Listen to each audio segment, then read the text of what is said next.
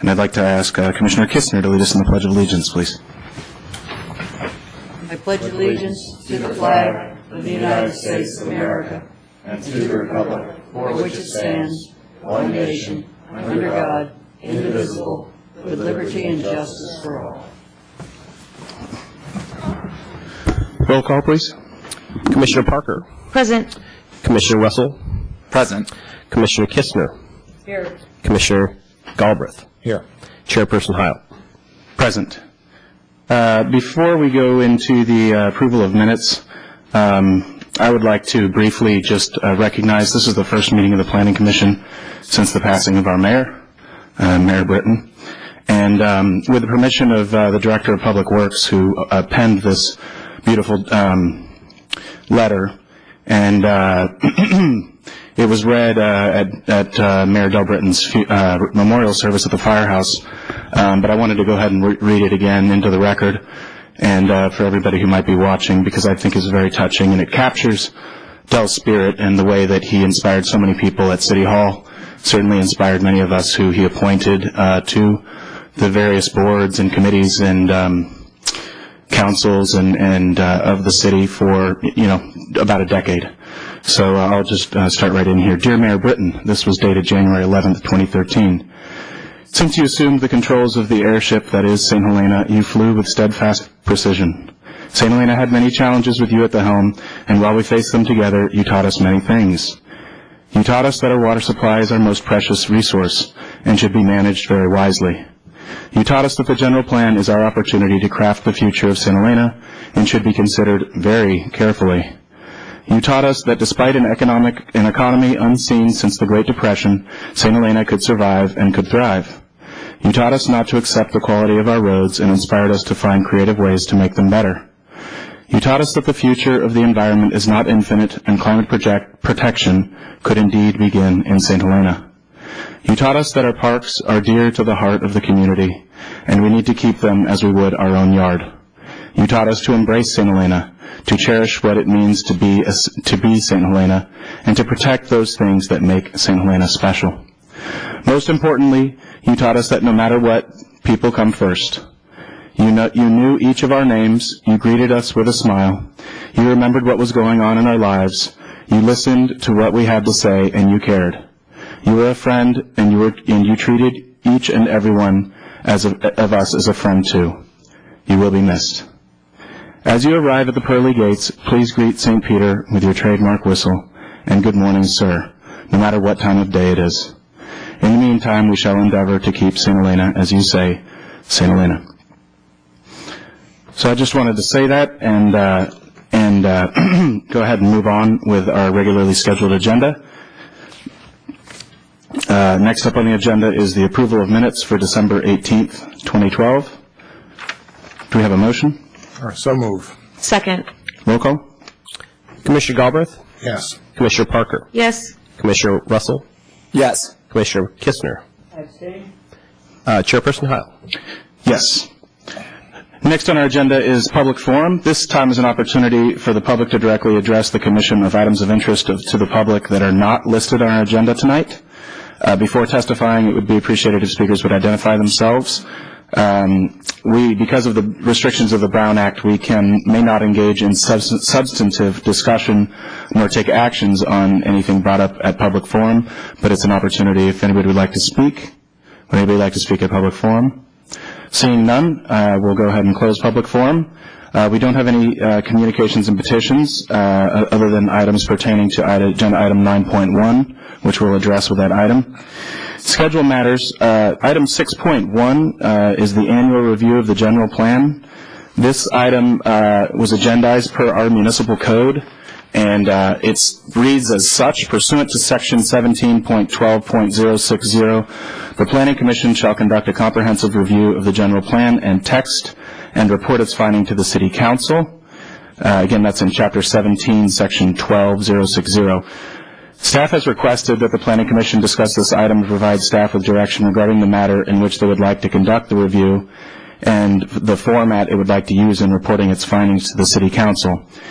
Before we have a discussion about this agenda item, And in fact, I've actually been asked if we could do this item later in the agenda so that we could entertain the public comment from these folks that are here and deal with their business first. Do we have any objections to that? To moving that to the end of the meeting? No. Okay, then we'll go ahead and move that to the back of the meeting, maybe after items 9, and move into the recommended consent calendar. Item 7.1 is a design review exemption. I've been told that item 7.1 actually has an item that pertains to 9.1, and that we should deal with that one subsequent to after 9.1 has been dealt with. Is that correct? Yes, I'd recommend that we move 7 until after items 9 as well. So I'd like to pull 7.1 from the consent calendar for that reason. And does anybody like to pull agenda item 7.2 from the consent calendar? That's a sign permit for 1201 Dowdell. And seeing none, I'll entertain a motion to approve the consent calendar. I move to approve the consent calendar. Second. Roll call. Commissioner Galbraith? Yes. Commissioner Kistner? Yes. Commissioner Parker? Yes. Commissioner Russell? Yes. Chairperson Heil? Yes. Under 8, we had the sign permit there that we just approved, 7.2, which moves us to agenda item 9.1. This is agenda item 2012-85. It's a use permit for 1724 Stockton Street. The applicant is Don Gleason. The applicant is requesting a use permit to remodel and expand an existing 1,265 square foot single-story residence and attached garage. The proposed addition will add 29 square feet of storage and an additional 450 square feet to the existing master bedroom and bath. This is at a residence at 1724 Stockton Street in the medium-density residential district. Staff report, please. Thank you, Matthew. This item, again, is a use permit to establish the parcel as a small lot. The process that's involved with establishing a small lot basically involves the ability for the applicant to reduce setbacks. In many cases, projects are requesting reductions in setbacks for side yards. In this case, the applicant is requesting a reduction in his rear yard from the required 20 feet that is a basic requirement for the medium-density residential district in which this parcel is located to 15 feet. And in discussions with the applicant and in processing previous applications, staff has used the code section of this. Staff has used the rear dimension of 15 feet for small lots. In actuality, the code section for small lots is silent on the setback dimension for rear lots. It does, however, provide a 15-foot front setback and reduction to 5-foot setbacks on either side. What's happened in this case is that after I have distributed the packet to the Planning Commission, I had a discussion with our legal counsel regarding staff's ability to apply the 15-foot standard dimension to projects that are requesting a small lot use permit. The response from our legal counsel is that in being silent regarding a setback dimension, the project or parcel would be required to adhere to the medium-density residential setback requirements, meaning the project would be required to have a 20-foot rear setback. Again, the application in front of you is only asking for a setback reduction to the rear yard from 20 to 15. I've been in contact with the applicant, and we've talked about this quite a bit today. The actions that the Planning Commission can take tonight are a continuance, which would allow the applicant staff and to discuss a different approach to the project. The Planning Commission could also ask that the applicant simply revise the drawings to adhere to the 20-foot setback, and then the Planning Commission could either decide to just have that project resubmitted to planning staff to approve, or you could ask to have it represented to you. The other option is indeed a variance, although I think given the procedures and the way we've handled variances in the recent past, I think a parcel that is 62 by 100 square without any geographical constraints, I think a variance would be a difficult path for the applicant to follow. So, okay, just to sum, and this is just a question of staff clarification. We're making no findings, or anything yet. Our options would be obviously to make appropriate findings and either have a continuance with a different approach, B, revise the application. Obviously, that would require a continuance as well. correct. What is the third option? Is to resubmit to the planning department? Well, it's a version of the second option would be for the Planning Commission to give staff direction on whether or not the applicant should come back with revised plans that show the 20-foot setback, or to just present the planning staff with revised drawings that show the 20-foot setback. Okay. And then lastly, of course, is this option, as you said, of the variance. Yes. Are there any other questions of staff at this early time before we take a look at the project further?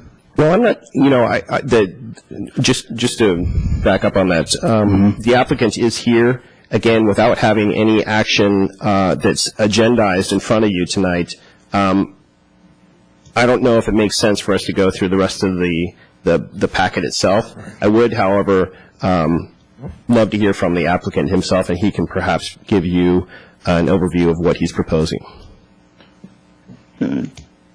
What would the commission like to do at this point? Would we like to hear from the applicant, or would we like to look at the actual, my initial reaction, and this is mine, I'm going to share it with my fellow commissioners, is because our code is silent on the rear setback, that seems to me to be in a small lot case. Obviously, it's been the legal consultation that the medium density residential standards apply, which is to say a 20-foot rear setback. But since it's silent on the small lots about the rear setback and allows for a 15-foot front setback, it strikes me that it would be up to us, to fix the code, because there's obviously, or to ask for a zoning ordinance text amendment so that we could amend the code so that, we aren't silent on this issue. And maybe we find as a commission that it's 18 feet is the appropriate distance, or 16 and a half feet. I don't know, or 19, feet, 10 inches. But certainly that's kind of a conversation that would almost predate this application so that we could make the findings, generally speaking, and then fit this application in. Maybe that's nobody else agrees with me that we shouldn't address the code section and then move forward with this application. Obviously, as a practical matter, it might take quite a while to notice and do a zoning ordinance text amendment. But it strikes me that where we have these issues of inconsistency or where we're silent on certain things, that we ought to be, speak to those issues. Let me address that. Sure, please. Commissioner Galbraith. What happened here, so it's clear, is that I received an email from Mr. Belt. Mr. Belt asked the question as to whether or not the staff had the discretion to allow a 15-foot setback. Staff had informed the applicant, apparently, that historically the Planning Commission in small lots had permitted a 15-foot setback. I took a look at the code, and particularly at the medium density residential code, 17.04.060. It says, the following standards and requirements shall apply in the medium residential district, except as otherwise provided in this title. Now, to me as an attorney, it was completely clear, not subject to ambiguity, that the 20-foot setback applied in the small lot case because it didn't state otherwise. In other words, it's not a matter of silence. Our code in the medium density residential code says very specifically, unless there's a change, what's generally stated applies. And so Greg then undertook to check with the city attorney. The city attorney validated my assessment legally. So as I see it, we don't have the legal authority to grant this application at this point in time. And I must say it pains me in some ways that we don't, because I think it's in many ways a wonderful application. But I think we have to say to ourselves that we're here to apply the code as set forth by the City Council. I also think it's extremely dangerous to undertake an ad hoc revision of the code in response to a particular application. People in this city have strong feelings, quite frankly, about the 20-foot setback. It's important to them because they like their rear yards, quite frankly. And it doesn't matter whether you're in a regular lot or a residential lot or a small lot if you're a neighbor. And I feel very strongly, consequently, that if there were to be any revision of this, it should be in the context of a general plan review and not in response to a specific application.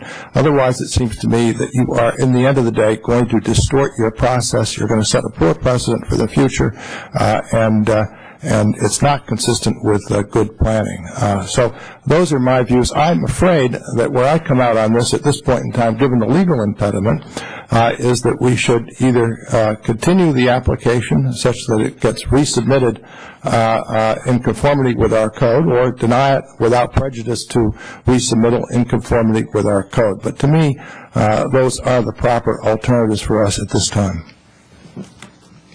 Does any of the commission think otherwise? I understand your points, Commissioner Galbraith, and I think certainly your interpretation of being silent is actually, I mean, I agree with you. We do have the medium density residential speaks to a rear setback, and therefore there is something on the books as, in terms of that. Does Commissioner Parker, Commissioner Russell, Commissioner Kistner? I have some thoughts. Just looking forward to if we were to change the zone and go in and look at what the rear setbacks would be for small lots. I hate to say this, but I think that it would stay at 20 because the idea of small lots were narrow and long. That's why their side setbacks are pushed back. It's just by the fact that the lot width has to be 42 feet. I don't think that it would change to 20 feet. I think that if we did analysis, it would, it could possibly be more than 20 feet, just because of the theory behind the small lot. I don't know what word I'm looking for, but standards. So I think that even if we were to press ahead with that, it still would stay at 20 feet, and then it would just be for a variance, which we've already somewhat discussed would be tricky. Okay. So I'm in for continuing it in a revised plan, unfortunately. I hate to say that, but I think that's going to be the fastest also to do, because rechanging the zoning and everything, Sure, that who knows how long that would take. Certainly.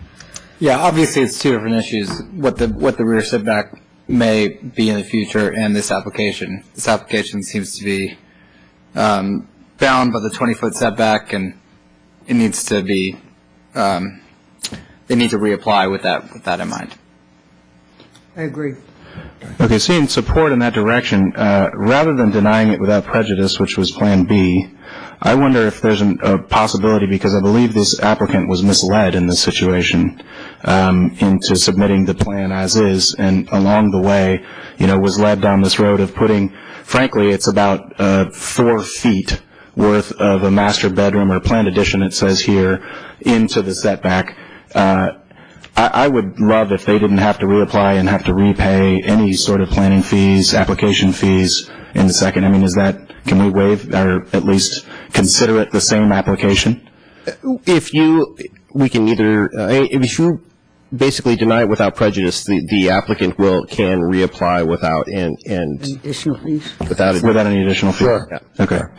Well, then I would undertake to move that the Commission deny this application without prejudice, and as not part of the motion, simply note that the Planning Department stated the applicant will not suffer any further fees.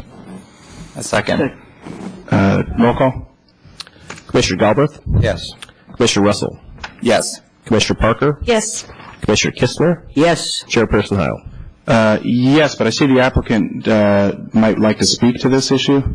Since we weren't going to hear it, yeah, I'd like to. Is there does the commission wish to hear from the applicant, or should that be saved for a later date? I must say that it seems to me it should be saved for a later date. I think we will have to procedurally. I mean, I think if we open the public hearing, we should have done it before the vote. Yeah, as we were just about taking the vote. I think we need to move on. I'll say this much: I'd like to express, as chair of the Planning Commission, my heartfelt sympathy for what has happened, for this situation, for the procedure unfolding this way. Typically, I mean, this is it's a technicality, and I apologize that you've been put through this trouble.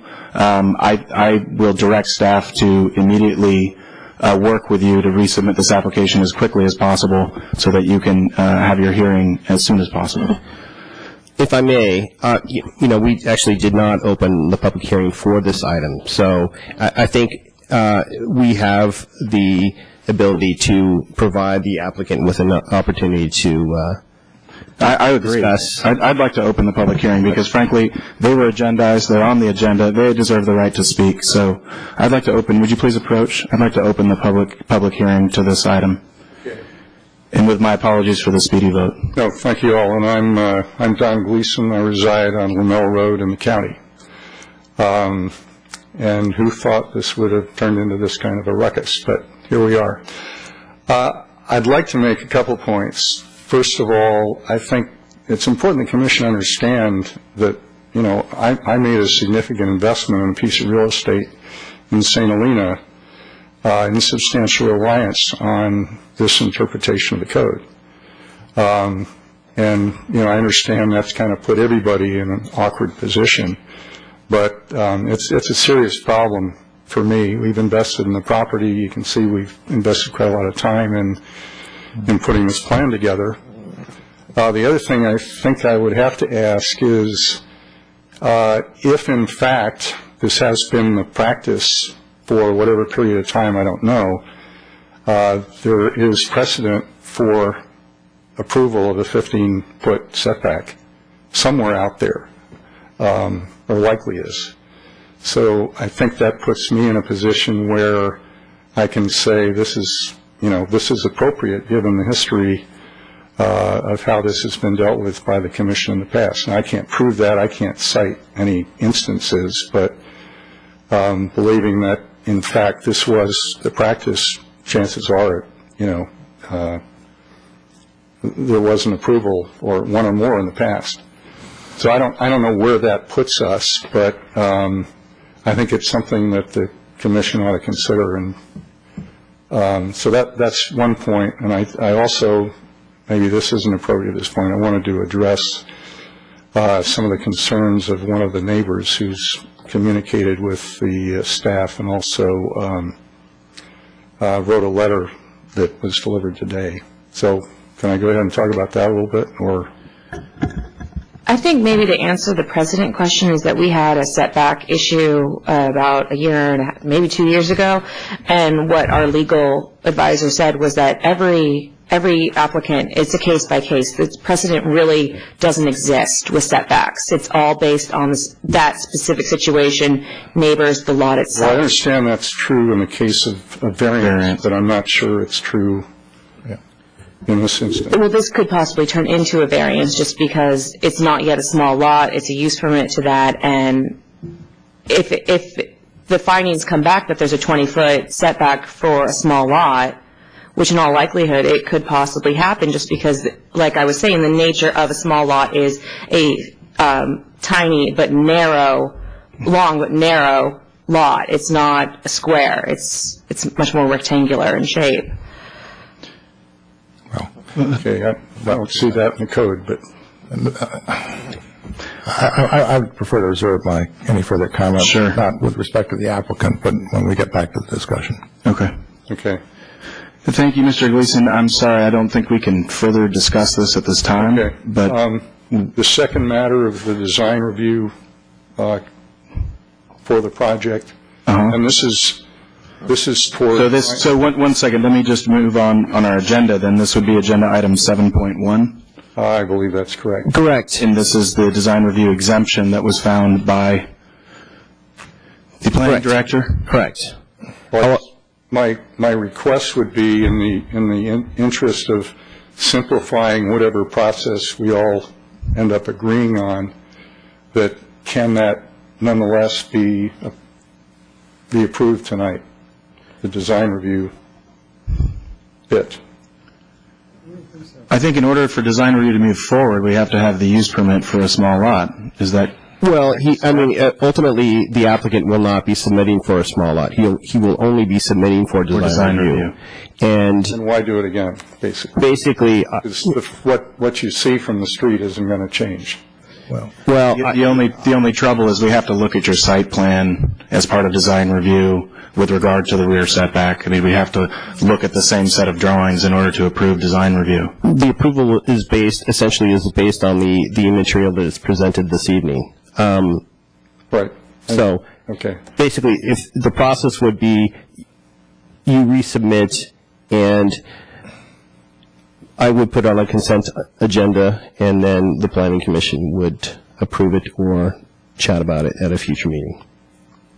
But I don't envision any issues with that. Okay. All right. Does that make sense, Mr. Gleason? Well, yeah, I think so. Okay. No more fees makes sense, too. Okay. Good. Very good. Yeah. I hope that comes as some small consolation. A little bit. This guy's a credit to the city. You should all know that. Thank you. Thank you, Mr. Gleason. Okay. Moving along on our agenda, item 9.2, since we discussed item 7.1, Mr. Desmond, do you have something? 9.2 was... Continued. February 15th. Correct. Yeah. So I want to just mention that. Yes. We just dealt with 7.1. So we're back to our agenda item 6.1. Sorry, we're still out of order this evening, which is this annual review of the general plan. And again, it states in our municipal code that this review generally takes place in January. It doesn't say must take place in January, but it says generally. And unfortunately, we only have one meeting in January this month. New Year's Day was the first Tuesday in January, and the fifth Tuesday we wouldn't meet typically. And due to the nature of the events at City Hall, I sympathized with staff and staff constraints with the recent events and the passing of our mayor, and thought that it might be best to just have a discussion that was very brief amongst the commissioners at this point, to give staff direction to have almost 3 weeks to prepare a staff report to this item so that we could conduct this review with as broad or as narrow parameters as the Planning Commission sees fit, based on what we have in Section 1712-060. So with that, which commissioner would like to kick off in terms of parameters? Commissioner Galbraith? Since I'm called chomping upon, at the bit. I'm not chomping at the bit. Since I'm called upon, I'd like to bring to your attention Section HE 3.E of the approved housing element. In other words, this section is binding on us because the housing element of the general plan update, unlike the remainder, has in fact been approved by the City Council. It says, review housing needs, conditions, achievements, and challenges as part of the city's regular general plan review. Now, that's what we did a year ago, and it seemed to me that what we did a year ago was appropriate. And so what I would urge is that we focus again on the housing element. I would like to hear much more in terms of what is intended by this grant that the city has received, what the sites are, why staff believes these are sites worth investigating. I'm not prejudging that one way or the other, but they are opportunity sites that were not in or listed among the opportunity sites that the planning staff brought forward back in 2007, 2008 timeframe. I'd like to know whether any of those sites were rejected by the planning staff at that time, and if so, why it is that the city thinks that they might be viable at this time. Circumstances change, and obviously sites that were not deemed viable then may well be deemed viable now, But I'd certainly not like to see the city go down the path of spending city money or government money on sites for further investigation that the city believes one way or the other really are not viable as affordable housing sites too. I think we have an obligation with respect to the public purse to ensure that does not happen. Now, with respect to the rest of the general plan, as I said last year at this time, it remains unapproved by the city council, and I myself, I'm afraid, may be too caught up in precedent, see no purpose in undertaking a review of the general plan, 1993 general plan, other than, again, the housing element. And the housing element, to me, is in a different category because I just said it was approved back in 2009 and governs us through 2014. So that's where I am with respect to the issue. Thank you, Commissioner Galbraith. Would anybody else like to weigh in at this time? Well, I agree that I think we're just spinning our wheels if we keep looking at the 1993 general plan, and the only piece of a general plan that we have that's approved now, if we don't look at the 93 general plan, is the housing element, and I guess we'd have to look at that if we're going to look at something. Fair enough. Commissioner Parker. I guess I just have a question. Is there anything that we can do with the city council to help move the process forward? I know. That's a difficult question for me to answer. Okay. Commissioner Russell. Nothing at this time. Okay, I have a strong memory from a certain city council meeting once upon a time about 11 months ago, where we as a body, and I realize there's one new member, were collectively thrown under the bus by probably one or more than one city council members, stating that we didn't do our job by not reviewing the general plan. Now, I hope that the 93 general plan, that is, I hope those comments weren't politically motivated, may have been, may not, but because we have this really rare case where we have 3 weeks before our next meeting, I think it would be great if the council would give some direction, and I would hope that it wouldn't be some insurmountable task that would require, an inordinate amount of staff time and resources dedicated to the effort, that they might summarize what generally, in very short bullet points, they would like us to review based on the knowledge that we have from sitting on this board for 1 year.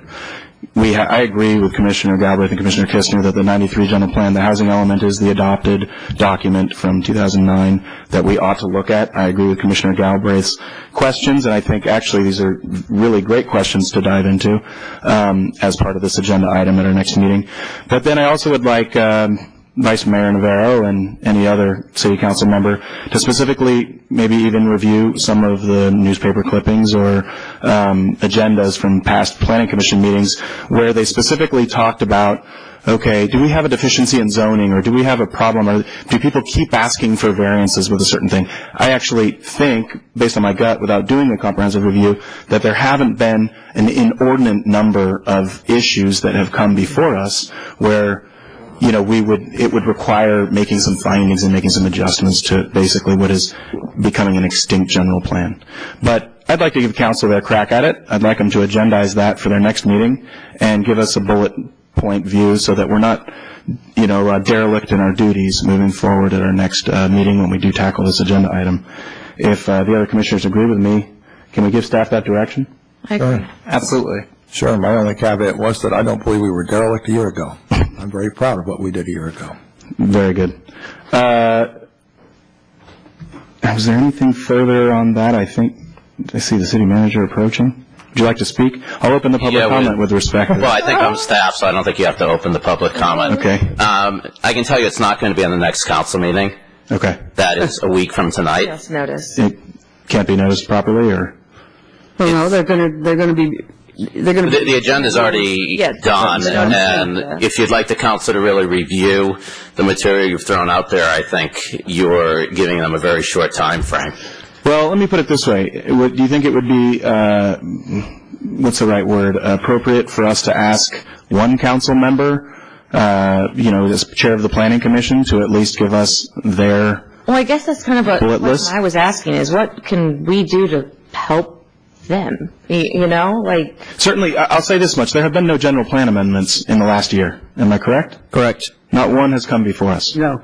So in that sense, it seems like this general plan, while extinct and, or while old, certainly is serving us in the interim. And so conducting a complete comprehensive review of a general plan that hasn't been amended in a year seems to make no sense to any of us. Am I wrong in saying that?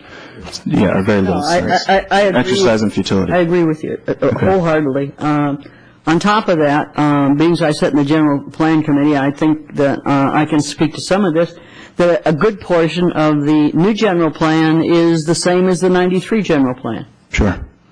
I would say one other thing, too, and that is that the statute puts this obligation squarely in the hands of the Planning Commission. I mean, we are responsible for the general plan. Mm-hmm. And quite frankly, I kind of feel that we should make up our minds as to what we think is appropriate and do it. And then if the City Council feels that there's more we should do, then they can come back, hopefully in a nice way, as I'm sure they will, and say, we would like you to consider this, that, or the other thing. But I think we should move forward with our own process. Fair enough.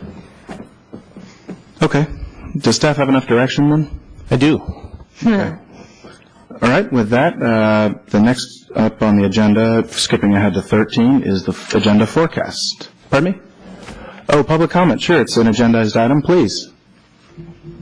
I'll open the public hearing with respect to agenda item 6.1. And this might be, I have a confusion and a question from the confusion. It's my understanding that because of changes in the other elements in the general plan, the housing element is going to be changed.